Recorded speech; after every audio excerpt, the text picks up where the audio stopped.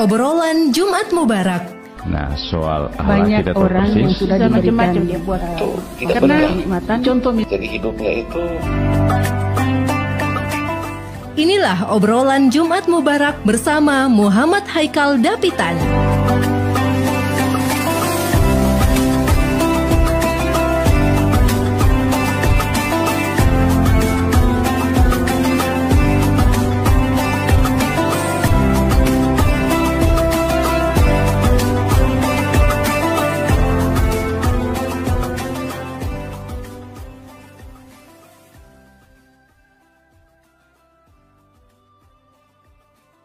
Bismillahirrahmanirrahim. Assalamualaikum warahmatullahi wabarakatuh.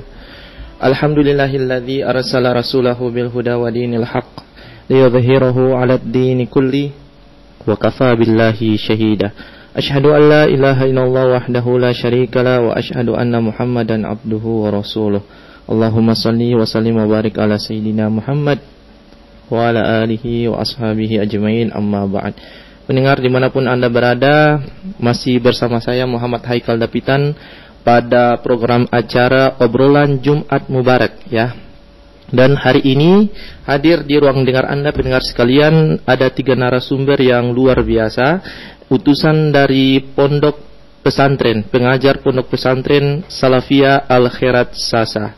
Dan langsung saja saya sapa terlebih dahulu narasumber yang pertama, Habib Ali Albar SH MPD. Assalamualaikum warahmatullahi wabarakatuh, Habib. Waalaikumsalam warahmatullahi wabarakatuh. Mohon maaf atas keterlambatan waktunya, sebenarnya sudah dari setengah jam yang lalu karena ada sedikit hambatan, jadi mohon maaf, Habib.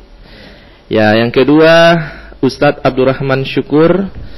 Assalamualaikum Ustaz. Waalaikumsalam warahmatullahi wabarakatuh. Terima kasih atas kehadirannya di Persatuan Ternate. Dan yang terakhir Ustadz Siroj Munir Al-Ghazali. Assalamualaikum warahmatullahi wabarakatuh. Waalaikumsalam warahmatullahi wabarakatuh. Baik, terima kasih ketiga narasumber yang telah hadir pada kesempatan hari ini. Dan tema kita adalah hubungan kurikulum dan kebutuhan santri dalam pandangan Islam.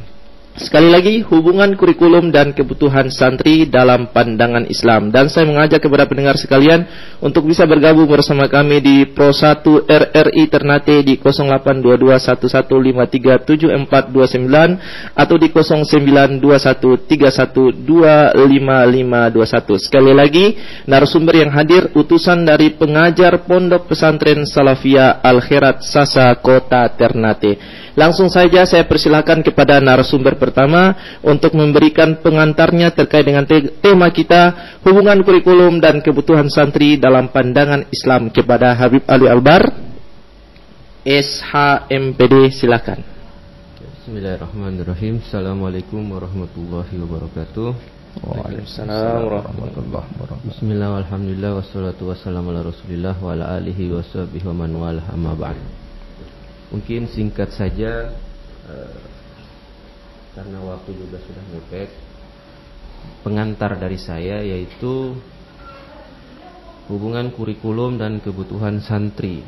Mungkin santri di sini kita lebih globalisasi saja, yaitu hubungan kurikulum dan kebutuhan siswa atau murid di dalam pandangan Islam. Jadi murid atau santri di dalam pandangan Islam itu sangat istilahnya wajib untuk belajar, baik itu ilmu umum apalagi ilmu agama. Itu hukumnya adalah wajib. Nah, adapun wajib di sini bisa masuk ke kategori wajib fardu kifayah ataupun fardu ain. Apabila hal-hal itu yang harus seorang murid, dan alhamdulillah murid ini lebih kita globalisasi lagi. Menurut saya, murid itu bukan berarti hanya yang duduk di bangku sekolah, bukan. Tetapi murid ini juga seluruh orang itu masih harus merasa dirinya murid. Apabila ada orang yang merasa dirinya sudah cukup dengan ilmu, artinya dia sudah bukan lagi murid, sudah tidak perlu lagi belajar, maka dia adalah orang yang tertipu. Karena ilmu itu, mau ilmu apapun, mau itu ilmu umum ataupun ilmu agama, semakin kita gali, itu semakin terasa dalamnya ilmu itu. Makanya disebutkan utlubul ilma minal mahdi lalahdi. Kita mencari ilmu, kita itu belajar, itu dari kita lahir sampai kita mati, tidak ada habisnya. Maka kata ilmu juga, berikanlah aku seluruh waktumu, kata ilmu. Berikanlah aku seluruh hidupmu.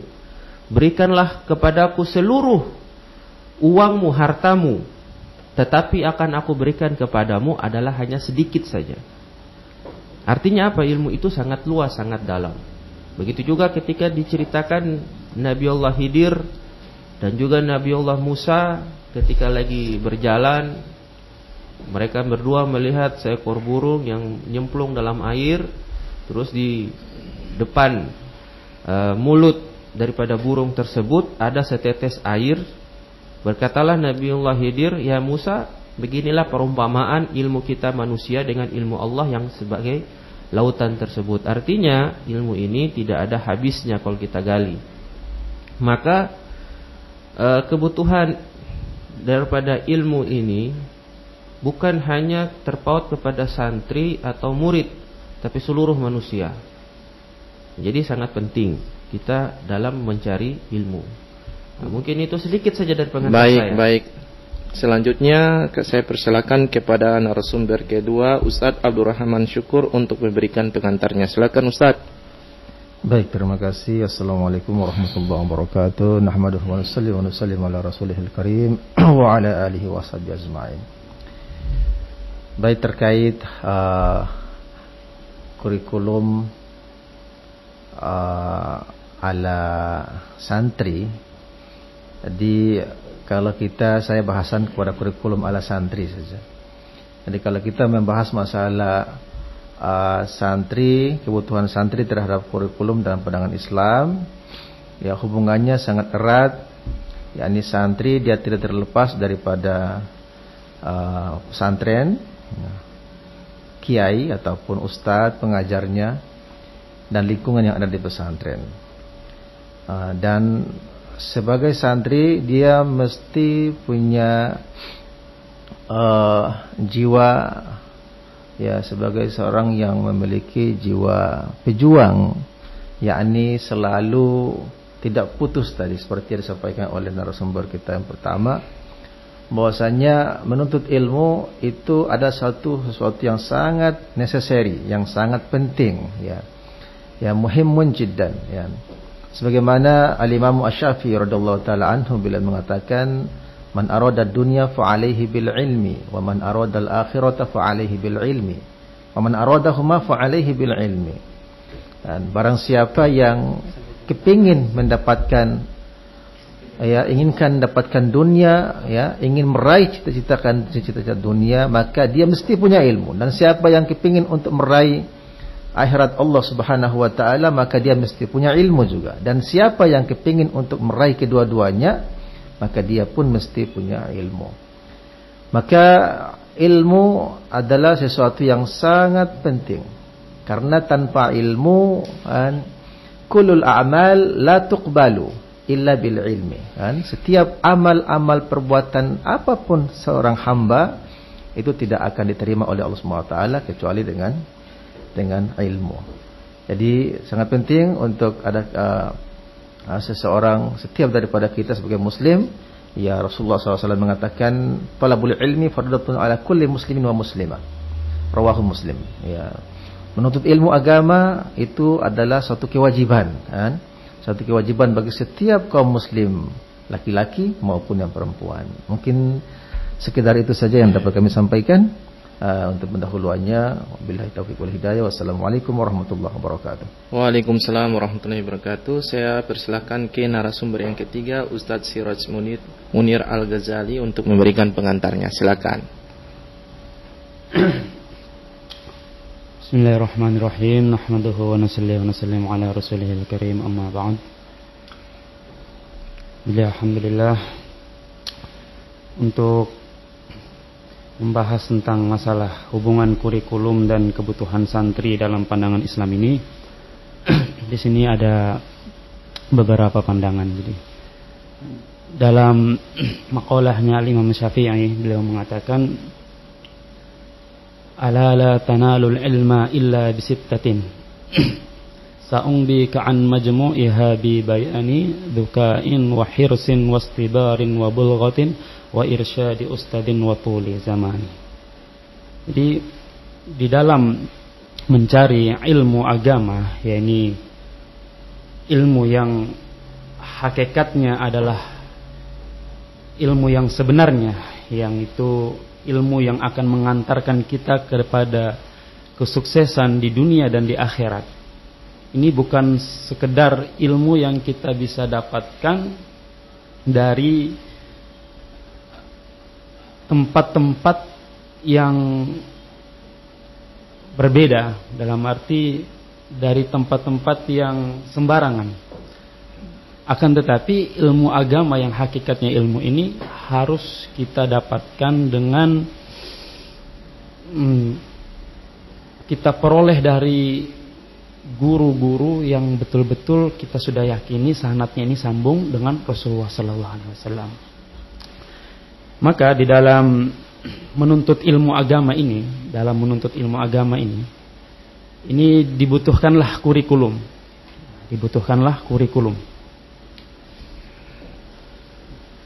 Nah, dalam kurikulum ini kita kembali kepada maqalahnya Imam Syafi'i. Yang pertama, seorang mau menuntut ilmu, maka dia ini harus cerdas, dukain, wahirsin, wastibarin. Cerdas, kemudian dia harus memiliki sifat yang namanya hirs, rakus, di dalam menuntut ilmu agama. Wastibarin, kemudian dia sabar. Wabulghatin, memiliki bekal.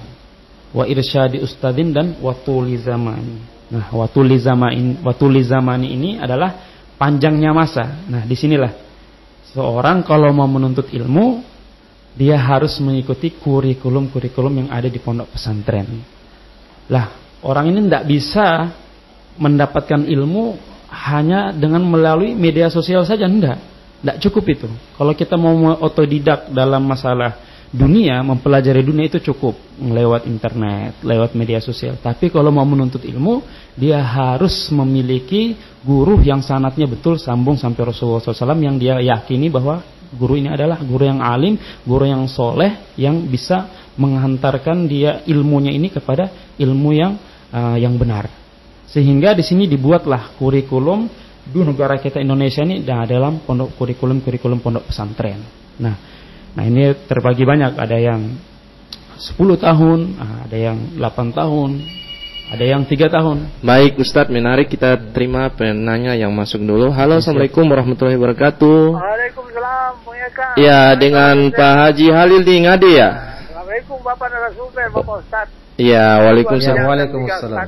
Bapak Ustadz ini luar biasa. Saya lagi pada hari ini, Jumat Mubarak ini yang tadi saya menarik sekali. Yang pertama tadi yang mengajar tentang fardu kifayah dan fardu ain. Saya kira ini yang memang betul sekali, karena fardu kifayah itu gampang-gampang susah. Kalau tidak belajar tidak bisa. Baik.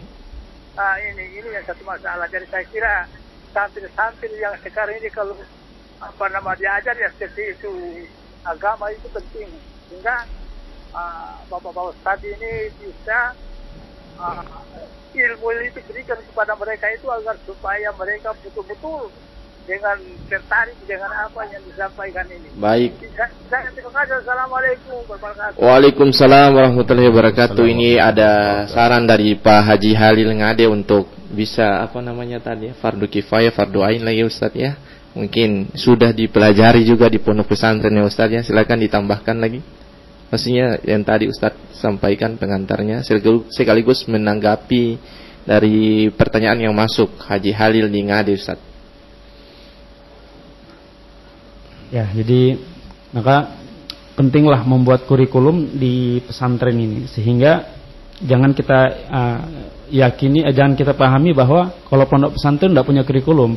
Bahkan setiap pondok pesantren sekarang ini memiliki kurikulum yang mana ya kurikulumnya ini tidak kalah dengan sekolah-sekolah yang di luarnya. Ya, kurang lebih seperti itu. Baik, menarik dengan pondok pesantren Sunni Salafi, pesantren Salafiyah Al-Herat ya Ustadz ya.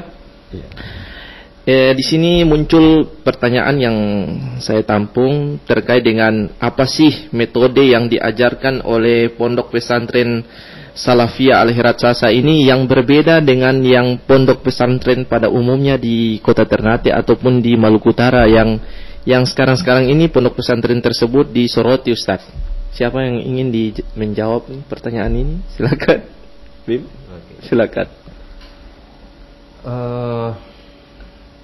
Kurikulum ya.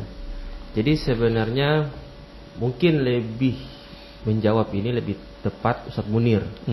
Karena Ustadz Munir ini kan istilahnya mengajar di 2 pesantren. Oh gitu. Jadi kan sesuai dengan pertanyaan tadi, perbedaan misalnya kurikulum atau pembelajaran yang ada di Ustadz Munir punya pondok di Akeboca sama di Sasa. Di Al-Herat Sasa. Nah, tapi kalau dari saya sendiri, pembelajaran sebenarnya rata-rata di pesantren itu hampir mirip-mirip saja. Terutama kalau pesantrennya masih berlandaskan Ahlussunnah wal Jamaah, ya, bukan aliran-aliran yang lain. Itu rata-rata sama saja. Hanya saja memang ada beberapa pesantren yang punya kelebihan. Jadi sesuatu di dunia ini kan tidak ada kekurangannya, pasti ada kekurangan, ada kelebihan. Nah, kelebihannya ya di pondok pesantren Al-Herat Sasa itu hampir semua mata pelajaran yang banyak sekali dipelajari. Berbeda dengan pondok pesantren yang lain yang saya tahu, itu ada kayak pesantren yang khusus ke hafalan Quran. Maka pelajaran-pelajaran yang lain itu disedikitkan. Nah, sedangkan di pondok pesantren Al-Herat Sasa ini dia pelajarannya lebih banyak. Begitu, pelajaran lebih banyak, maka hafalannya itu tidak bisa sangat banyak dibandingkan pondok pesantren yang lain dalam khusus ke hafalan Quran misalnya, kayak gitu. Jadi kalau kita kayak bandingkan, pondok pesantren Al-Herat Sasa itu misal setahun itu memang targetnya hanya 2 juz Al-Quran minimal 2 juz Al-Quran. Tapi kalau mungkin di pesantren khusus tahfiz misalnya hafalan, itu bisa itu misalnya 1 tahun itu bisa 3 sampai 4 juz dalam setahun. Nah, mungkin perbedaannya di situ.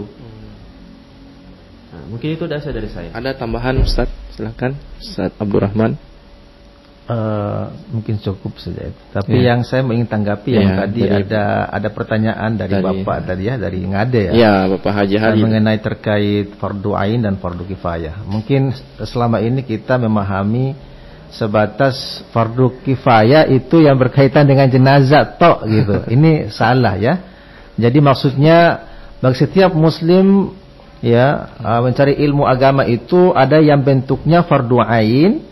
Fardu ain maksudnya setiap individu yang sudah mukallaf. Apa itu mukallaf?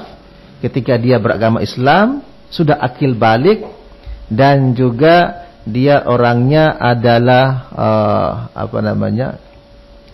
akil ya, dia berakal dan juga sudah balik 3. Maka dia wajib untuk menuntut ilmu ya bagi dirinya. Jadi fardu ain maksudnya ya seperti kita ketika mau hendak mengajarkan sholat fardu, maka wajib tahu seluk-beluknya ya, seluk-beluk daripada sholat zuhur seperti apa, dari A sampai Z, dari takbir sampai salam. Begitu juga dengan puasa, begitu juga dengan haji. Yang mana setiap individu daripada umat Islam, laki-laki maupun perempuan yang sudah akil balik dan Islam, maka wajib untuk mengetahuinya tanpa ada pengecualian.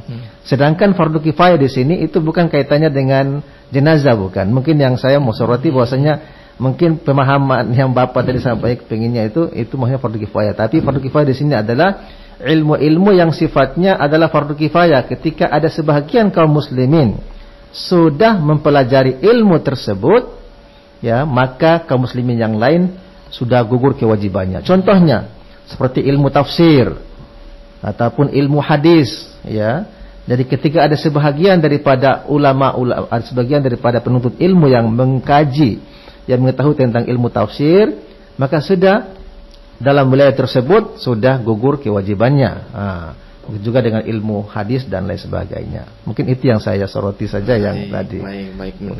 Luar biasa Ustaz, terima kasih atas pencerahannya. Saya berikan kesempatan kepada pendengar yang ada di rumah yang ingin ikut tanya-tanya bersama kami di Studio Pro 1 RRI Ternate.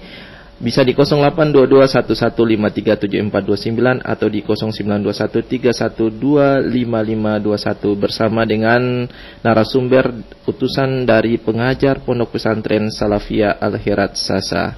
Baik, saya kembali ke Ustadz Munir. Ustadz, banyak yang ingin mempertanyakan soal trik untuk mendidik anak supaya sukses mungkin Ustadz ya. Banyak di pondok-pondok pesantren yang punya dikatakan bahwa kalau ada satu peristiwa yang terjadi disalahkan kepada siswa atau santri, ada yang disalahkan kepada ustadznya bagaimana. Ini metode yang diajarkan di pondok pesantren Sasa seperti apa Ustadz? Dan Ustadz kan juga di pondok pesantren Temboro juga Ustadz, di Akeboca ya. Kalau Ustadz Abdurrahman ini sudah viral karena beliau juga dari South Africa ya Ustadz ya, alumni dari sana, luar biasa. Jadi yang hadir di Pro 1 RRI Ternate ini bukan kaleng-kaleng ya para pendengar di rumah.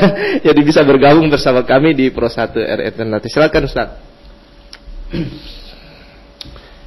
Jadi ketika seorang santri dia ini sukses di dalam mengajinya atau mondoknya, maka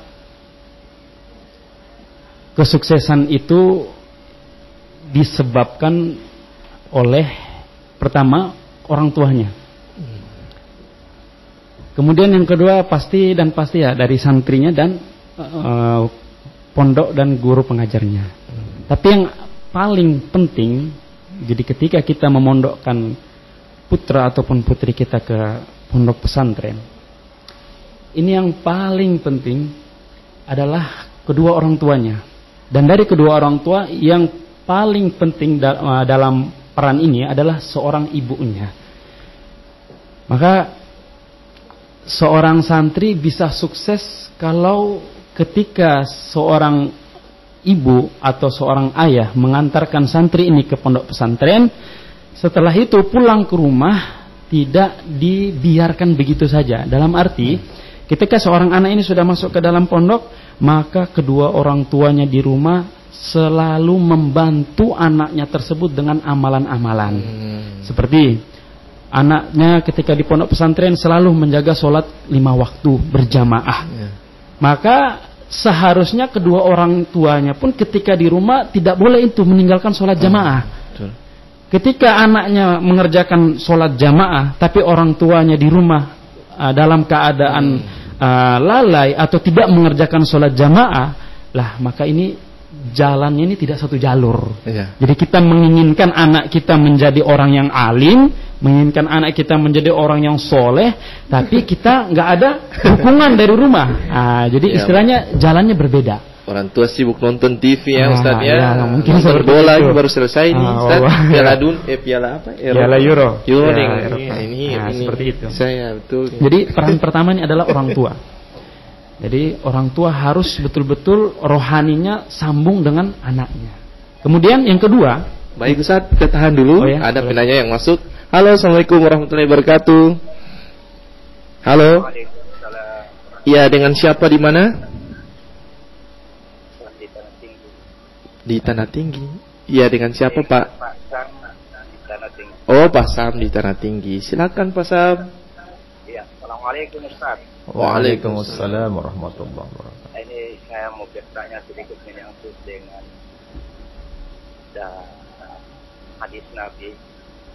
Begitu sepasang keluarga itu melahirkan, usia anak itu mulai dari 0 sampai ke 7 itu. Yang pertama Nabi bilang, kalau saya baca dan saya dengar, beri nama yang bagus. Yang kedua, beri makan yang halal. Kemudian yang ketiga, berikan dia pendidikan. Nah ini saya garis bawahi pendidikan ini. Pendidikan anak dari 0 sampai 10 tahun itu kira-kira pendidikan yang mana? Apa umum atau agama Pak? Ini mohon penjelasan, karena akhir-akhir ini kan banyak anak-anak yang tidak tahu baca Al-Quran, tidak tahu setelah dewasa itu tidak mengerti menyangkut dengan syariat agama. Terima kasih. Assalamualaikum warahmatullahi wabarakatuh. Waalaikumsalam warahmatullahi wabarakatuh. Basam di Tan Tinggi. Mau siapa yang menanggapi ini? Mungkin saya dulu. Silakan, Ustaz. Nanti setelah saya mungkin Ustaz Abdurrahman untuk membahas hadis itu lebih lanjut. Siap. Nah, jadi pendidikan yang wajib ditanamkan ketika anak itu masih kecil. Sebenarnya pertanyaan tadi sudah sekaligus Bapak tadi itu menjawab pertanyaan tersebut. Kenapa? Karena tadi Bapak sudah menjawab. Anak-anak zaman sekarang menarik. Kita tahan lagi, tambah satu lagi ya. Karena kalau penanya yang masuk kita tidak bisa cancel ya. Halo, assalamualaikum warahmatullahi wabarakatuh. Waalaikumsalam warahmatullahi wabarakatuh. Iya, dengan siapa di mana? Dari dekat Temboro, Madiun, Pak. Oh, di Madiun ya. Madiun Jawa Timur ya? Iya, Jawa Timur. Silakan Pak, ingin bertanya kepada ustadz-ustadz yang di sini, silakan. Assalamualaikum Ustaz. Waalaikumsalam. Dari Temboro nih. Iya, Temboro, alumni Temboro. Iya, Ustaz ya. Iya, saya udah lama Temboro, tahun lalu lah, tahun dahulu maksudnya. Izin Ustaz ya. Halo. Saya. Iya. Izin Ustaz untuk para mahasiswa atau para yang belajar di pesantren Bapak lah. Mohon izin saya menambahkan dulu ya. Boleh. Halo. Boleh. Begini Ustaz. Para mahasiswa sekalian atau adik-adik saya, dalam menurut ilmu hendaklah kita bersifat kosong dulu. Artinya Anda harus sebagai gelas yang kosong. Jangan merasa tahu diri. Maksudnya jangan merasa tahu dulu. Karena apa? Karena jangan sampai kita menjadi orang yang tidak tahu. Kemudian kita tahu kalau kita ini tidak tahu, dan kalau diberitahu tidak mau tahu. Nah, itulah Anda mahasiswa itu akan terjerumus kepada ilmu-ilmu yang tidak bermanfaat, apalagi bersama kepada Rasulullah. Jadi sebagai gelas kosong, terutama gelas harus kosong dulu, harus bersih dulu kosong gelas itu. Baik Pak. Gelas harus kosong, harus bersih dulu. Iya baik Pak. Inti pertanyaan. Gelas harus terbuka dulu tutupnya, gitu buat. Jadi tidak ada pertanyaan Bapak. Kalau soal nama yang Bapak tadi itu nama kita tuh sebenarnya tidak ada. Kita tuh nggak punya nama Pak. Semua nama yang ada di dunia ini nama Tuhan sebenarnya Pak. Itu baik, kalau dalam marifatnya begitu. Baik Pak. Pak. Karena awal dari tauhid dan kita kembali ke tauhid. Terima kasih. Wassalamualaikum warahmatullahi wabarakatuh. Waalaikumsalam warahmatullahi wabarakatuh. Kita tahan dulu pertanyaan yang masuk karena waktu sudah mepet. Kita jawab pertanyaan yang masuk tadi semuanya. Silakan Bib, dilanjutkan. Jadi mengenai tadi itu pertanyaan yang saya sebutkan, pertanyaannya sudah dijawab sendiri sama Bapak tadi. Jadi pendidikan yang wajib ditanamkan untuk anak usia dini adalah pendidikan bagaimana mereka betul-betul mengenal Allah dan Tuhannya dulu. Mengenal Allah, mengenal Tuhannya, mengenal daminya, itu paling penting. Sedangkan mengenalnya Allah dan kepada nabinya itu tidak lepas dengan Al-Quran. Karena Al-Quran ini adalah kitabullah, adalah kitab Allah yang harus mereka tanamkan dari mereka kecil agar mereka kuat iman. Karena dalam rumah apabila itu tidak pernah dibacakan Al-Quran, maka rumah tersebut akan dimasuki oleh syaitan. Makanya kita lihat apalagi di zaman sekarang itu maksiatnya bukan di luar, tapi dalam rumah pun banyak sekali maksiat lewat HP. Maka kalau sudah tidak ada Al-Quran dalam rumah, apalagi tidak diajarkan sejak kecil, ya maka bagaimana? Jadi yang paling penting anak itu diajarkan Al-Quran, sholat ketika kecil. Adapun ilmu umum itu tidak masalah, ajar mereka membaca, ajar mereka menulis, dan itu memang penting. Karena susah juga kalau mereka nggak bisa baca, dan itu semua penting, semua ilmu penting, ilmu umum pun penting. Tapi memang tadi itu paling mendasar, paling penting adalah ilmu agamanya. Nah, makanya dan tugas dan peran yang paling penting adalah orang tua, dan yang paling penting adalah ibu. Makanya ibu itu disebut al-madrasatul ula lil aulad. Ibu itu adalah sekolah pertama untuk anak-anak ya sebelum mereka ke sekolah. Jadi ibu itu paling penting dalam menanamkan pendidikan agama. Apabila tidak bisa, ya maka undang guru untuk datang. Bayar guru untuk ajar. Kalau tidak bisa, untuk ajar agama, ajar mengaji, paling penting. Karena zaman sekarang ini banyak sudah tidak memperhatikan agama karena tadi mengajinya nggak ada. Karena tidak diajarkan sebagaimana tadi Ustadz yang tadi Ustadz kami mengatakan mau orang anaknya mondok bagus, tapi orang tuanya tidak sinkron juga. Nah itu repot itu. Nah mungkin itu saja tentang. Terus yang kedua tadi sama si bapak tadi itu. Jadi memang ada orang itu dibagi menjadi 4. Saya tidak langsung ke bahasa Arab karena panjang ya, langsung saja. Dia tahu dan dia tahu kalau dia tahu. Itu yang pertama, orang itu. Yang kedua, dia tahu tapi dia nggak tahu kalau dia tahu. Dan yang ketiga, dia nggak tahu tapi dia tahu kalau dia tahu. Dan yang keempat, orang ini dia tidak tahu dan dia tidak tahu kalau dia tidak tahu. Nah, yang pertama itu adalah ulama. Ulama itu orang yang mengetahui ilmu dan dia mengetahui kalau dia itu mengetahui ilmu. Itu adalah orang yang ulama dan itu yang harus kita dekati. Yang kedua adalah orang yang tahu kalau dirinya tidak tahu, yaitu orang-orang biasa yang mengetahui dia ini bukan ulama dan dia perlu mendekati ulama untuk dia tahu tadi. Makanya dia tahu kalau dirinya itu tidak tahu, dia tahu kalau dirinya itu tidak berilmu. Yang ketiga, dia tidak tahu kalau dia itu tahu. Yang ketiga, nah ini seperti kayak contoh santri. Jadi dia sebenarnya sudah tahu ilmu-ilmu ini, dia sudah tahu. Cuma dia kurang meyakini kalau dia itu mengetahui gitu. Jadi masih belum pede. Nah ini orang bangkitkan dia, gitu, semangatin pada dia. Nah, yang terakhirnya yang paling celaka, dia tidak tahu dan dia tidak mengetahui kalau dia itu tidak tahu. Ini orang bodoh, tidak tahu apa-apa, dan dia asal bicara, tidak mengetahui apa-apa, asal bicara. Karena dia nggak tahu, kalau dia itu tidak tahu apa yang dia omongkan, dia tidak tahu. Nah, ini orang yang paling bahaya. Ini yang bikin orang sesat begini. Mungkin itu yang tadi, yang kedua tadi. Baik. Silakan ditanggapi Ustaz terkait dengan hadis tadi, Ustaz. Iya, baik.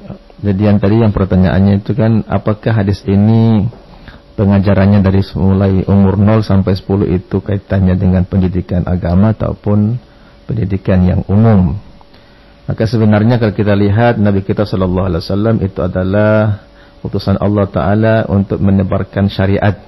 Jadi kalau kita lihat dari statement Nabi sallallahu alaihi wasallam mengenai hadis berkenaan dengan anak, sudah pasti bahwasanya apa yang Nabi SAW sampaikan kepada orang tua tadi, ajaran yang diajarkan oleh orang tua itu kaitannya dengan agama.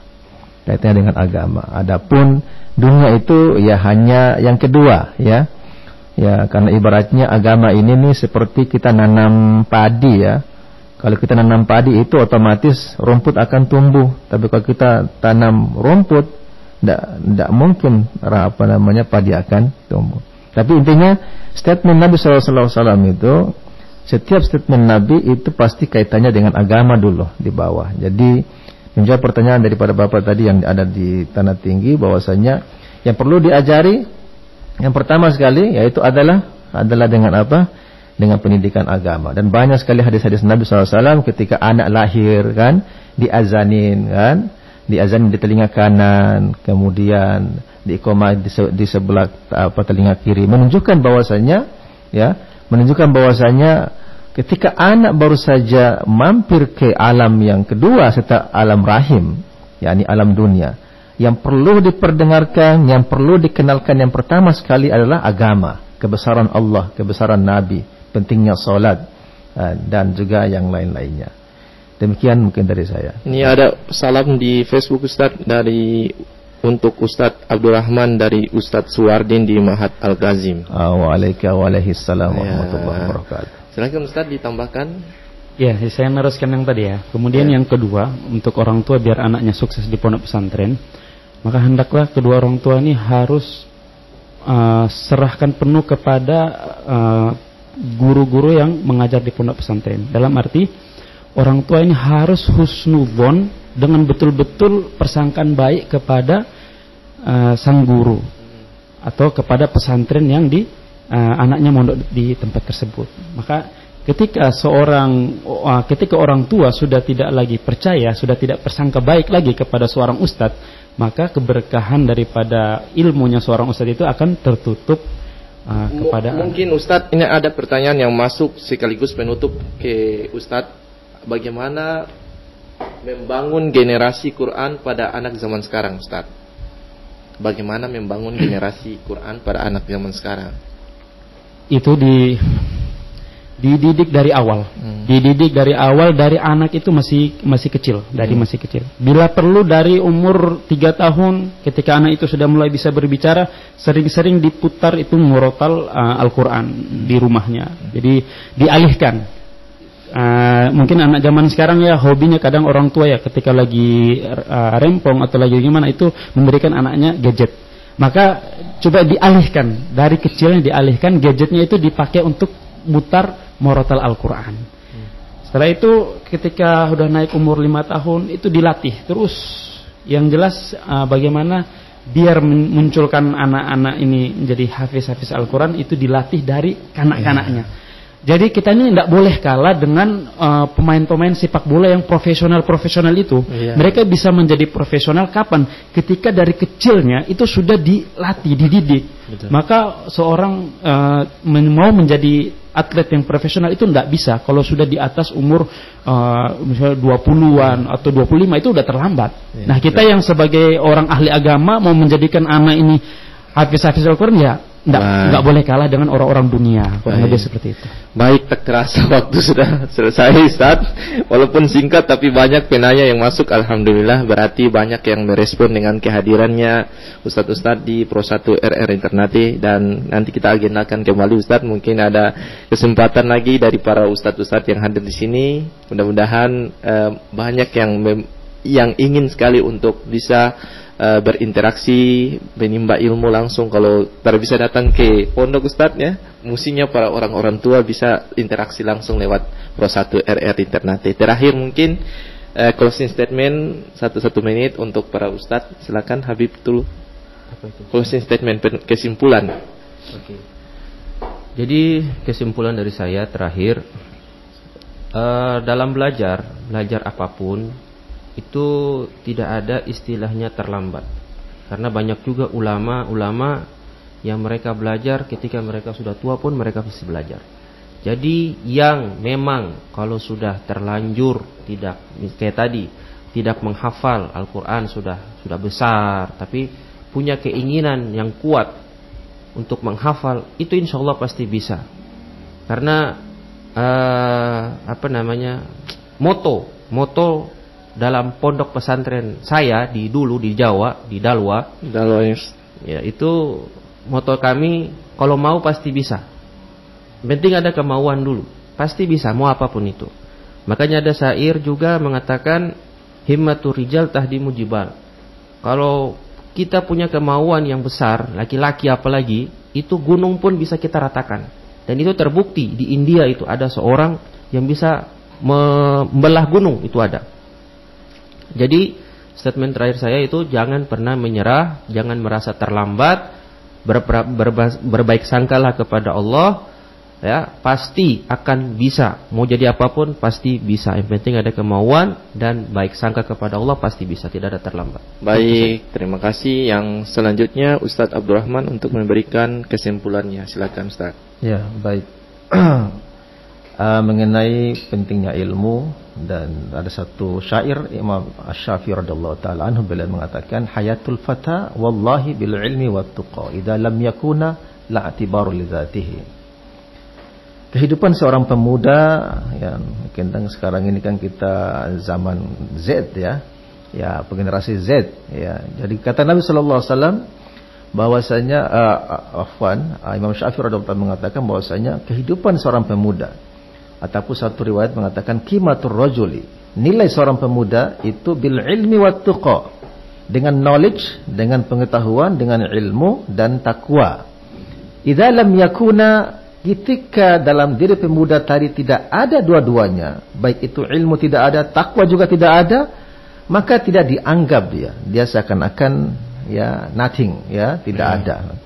Oleh karena itu ya sangat penting, di samping kita berilmu, cari ilmu apapun, baik itu dunia maupun akhirat, ketakwaan harus senantiasa mengiringinya. Ya, baik itu dari saya. Baik, terakhir Ustadz Siraj Munir Al-Ghazali, silakan Ustadz.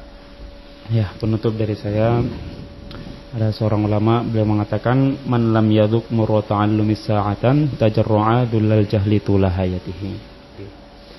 Jadi orang yang tidak pernah merasakan pahitnya mencari ilmu agama, maka dia harus relahkan hidupnya untuk menelan pahitnya kebodohan sepanjang hidupnya. Jadi bagi teman-teman yang sedang belajar mengaji atau anaknya lagi di pesantren, ya boleh kita sampaikan bagaimana dalam pondok pesantren ini tidak mudah. Mengaji itu, mencari ilmu agama itu tidak mudah. Ya, dibutuhkannya pengorbanan, dibutuhkannya perjuangan, entah dari orang tua atau dari anak, bahkan dari gurunya. Jadi semua butuh pengorbanan. Kalau mau menjadikan anaknya alim, alimah, soleh-soleha, hafidh-hafidhah, da'i-da'iyah, abid-abidah, maka kita butuh pengorbanan. Maka bagi yang mendengarkan, semua kita ya berkorban, sehingga dengan sebab pengorbanan kita ini bisa memunculkan generasi-generasi yang terbaik yang bisa merubah bangsa dan negara kita ini menjadi lebih baik lagi, sehingga dari bangsa dan negara kita ini bisa menggoncangkan dunia dengan adanya orang-orang yang berilmu, yang mengamalkan ilmunya. Ya, itu saja dari saya. Baik, terima kasih banyak. Saya ucapkan yang pertama lagi untuk Ustadz Abdurrahman Syukur atas kehadirannya di Pro 1 RI Ternate. Yang kedua, Habib Ali Albar SHMPD. Terima kasih Habib. Dan ketiga, Ustadz Siraj Munir Al-Ghazali. Mudah-mudahan kita bisa berjumpa kembali di lain kesempatan. Dan bagi yang belum puas, nanti bisa datang ke Pondok Pesantren Al-Khairat Sasa atau di Pondok Pesantren di mana Habib Ustadz? Saya di Pondok Sasa. Kalau Ustadz di Al-Khairat Sasa sama di Al-Fatah. Al-Fatah. Untuk memperjelas, banyak ingin bertanya kepada ulama-ulama kita. Mudah-mudahan obrolan kita pada pagi menjelang siang ini berberkah, dan mudah-mudahan ulama kita di Maluku Utara, para ustadz kita dijaga selalu, dan insyaallah istiqomah untuk bisa mensyiarkan agama Islam. Saya Muhammad Haikal Dapitan mohon pamit dari ruang dengar Anda. Tetap dengarkan obrolan Jumat Mubarak di Jumat-Jumat yang akan datang. Mudah-mudahan obrolan kita pada pagi hari ini senantiasa berberkah dan bisa mendapatkan wawasan yang bertambah bagi kita semua. Saya Muhammad Haikal Dapitan mohon pamit dari ruang dengar Anda. Wa kafa billahi syahida. Assalamualaikum warahmatullahi wabarakatuh. Waalaikumsalam warahmatullahi wabarakatuh.